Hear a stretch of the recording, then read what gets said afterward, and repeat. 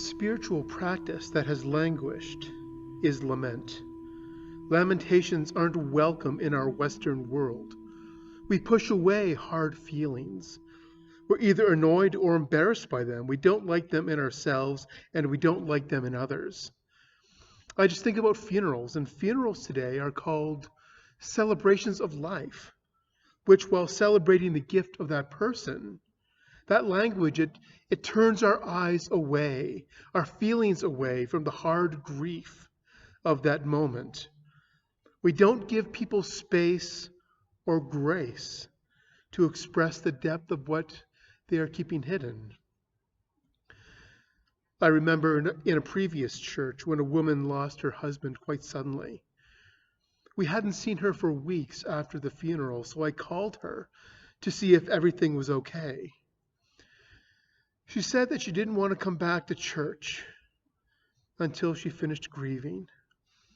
She didn't feel comfortable being so sad in what was, she said, was a joyful environment. And that's when I realized that we were doing her a disservice by not welcoming her tears in worship.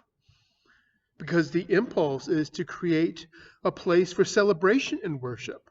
Worship and praise become synonymous. That's why we gather. This is the day that the Lord has made. Let us rejoice and be glad in it.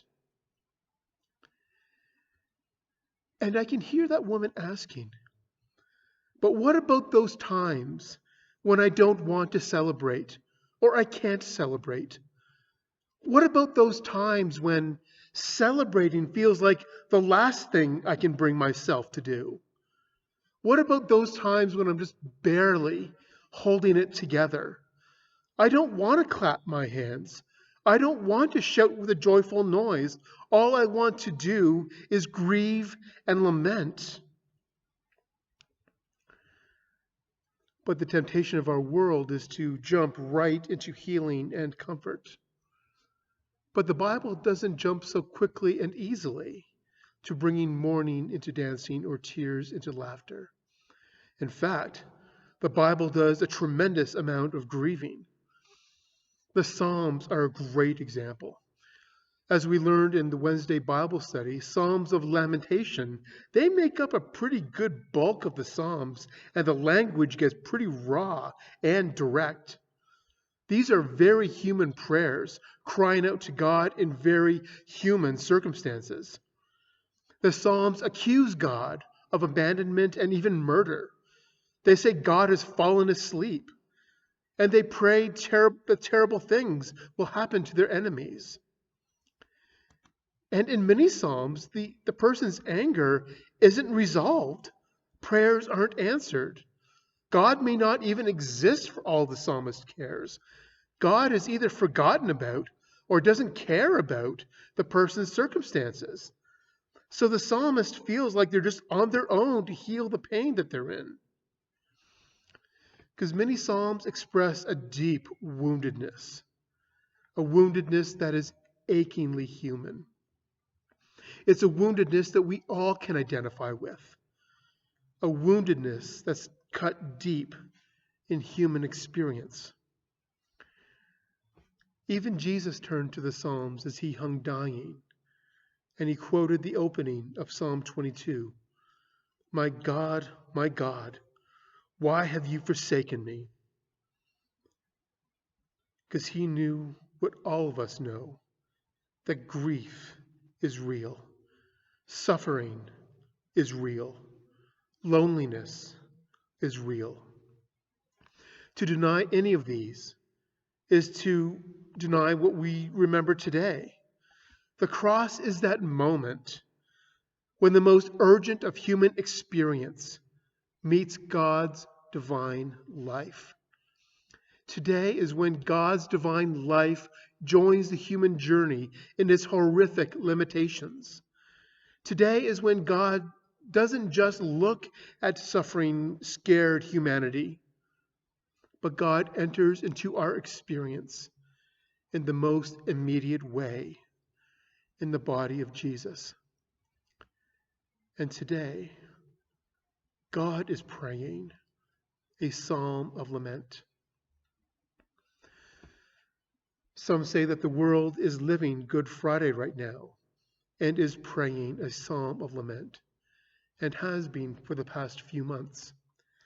And yes, the COVID-19 virus has been attacking people and killing many. This is the most visible threat. But Good Friday has always been with us.